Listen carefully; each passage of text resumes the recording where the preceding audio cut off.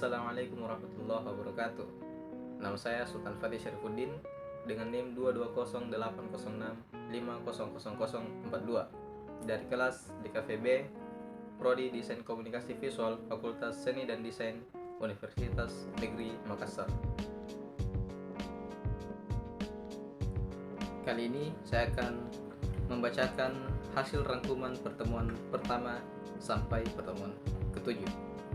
Metodologi desain adalah pendekatan sistematis dalam merancang solusi yang efektif dan efisien untuk memenuhi kebutuhan pengguna. Langkah-langkah dalam metodologi desain meliputi pengumpulan informasi, analisis kebutuhan pengguna, ideasi, pembuatan konsep, pembuatan prototipe, pengembangan, pengujian, evaluasi, dan implementasi. Metodologi desain terus berkembang dan memiliki variasi seperti desain berbasis data, sistem pengalaman partisipatif, dan nilai yang mendorong inovasi dan peningkatan kualitas dalam desain produk dan layanan. Metode dan metodologi memiliki perbedaan dalam pencapaian tujuan dan pemecahan masalah. Metode merujuk pada langkah-langkah konkret, sementara metodologi berkaitan dengan pemikiran, pengembangan konsep, dan peningkatan efektivitas metode tersebut. Metodologi desain adalah rangkaian teknik dan pendekatan dalam proses desain, sedangkan metodologi penelitian penting dalam pengembangan penelitian untuk memastikan keakuratan dan keandalan hasil penelitian. Design thinking adalah pendekatan berpusat pada pengguna yang digunakan dalam proses desain untuk menciptakan solusi inovatif.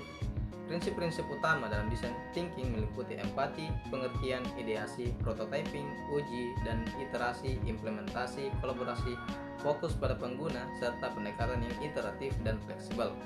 Design thinking menekankan pentingnya fokus pada pengguna, kolaborasi, dan iterasi dalam menciptakan solusi yang relevan dan memuaskan. Pendekatan ini kreatif, berorientasi pada pengguna, dan bertujuan menciptakan solusi inovatif melalui kombinasi empati, kolaborasi, dan iterasi berulang. Berpikir kreatif adalah metode penting dalam metodologi desain yang melibatkan pemikiran non-linear, asosiatif, dan out of the box. Langkah-langkah dalam berpikir kreatif meliputi persiapan pikiran, identifikasi masalah, menghasilkan ide, evaluasi, dan pemilihan ide terbaik, serta mewujudkan ide tersebut melalui pengembangan konsep yang lebih rinci. Teknik kreatif yang digunakan dalam metodologi desain meliputi brainstorming, mind mapping, analogi, prototyping, scamper, dan storyboarding. Berpikir kreatif dalam metodologi desain memiliki manfaat yang signifikan, termasuk inovasi, peningkatan pengalaman pengguna, solusi yang lebih efisien, fleksibilitas, dan adaptabilitas, serta kolaborasi tim yang kreatif. Metode gagasan atau ideasi, identifikasi, mapping, alternatif solusi adalah pendekatan efektif untuk menghasilkan gagasan kreatif dalam mencari solusi permasalahan. Metode ini terdiri dari 3 tahap utama, yaitu identifikasi, mapping, dan pembuatan alternatif solusi. Metode ini memberikan manfaat seperti stimulasi kreativitas, analisis mendalam, disertifikasi solusi, dan pengambilan keputusan yang lebih baik. Contoh penerapan metode ini adalah dalam meningkatkan kepuasan pelanggan dengan mengidentifikasi masalah spesifik, melalui mapping ide-ide terkait, dan menghasilkan alternatif solusi seperti pelatihan karyawan atau penggunaan sistem manajemen pelanggan yang lebih efisien. Konsep desain adalah ide dasar atau pendekatan yang menjadi landasan dalam proses perancangan produk, sistem, atau lingkungan.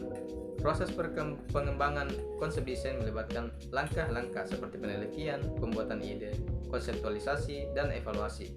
Konsep desain memiliki peran penting dalam memandu pengembangan produk, memperkuat komunikasi, membedakan produk, dan meningkatkan pengalaman pengguna. Dengan memahami dan mengimplementasikan konsep desain secara efektif, pengembang dapat menciptakan solusi yang inovatif, fungsional, estetis, dan memenuhi kebutuhan pengguna. Sekian, wassalamualaikum warahmatullahi wabarakatuh.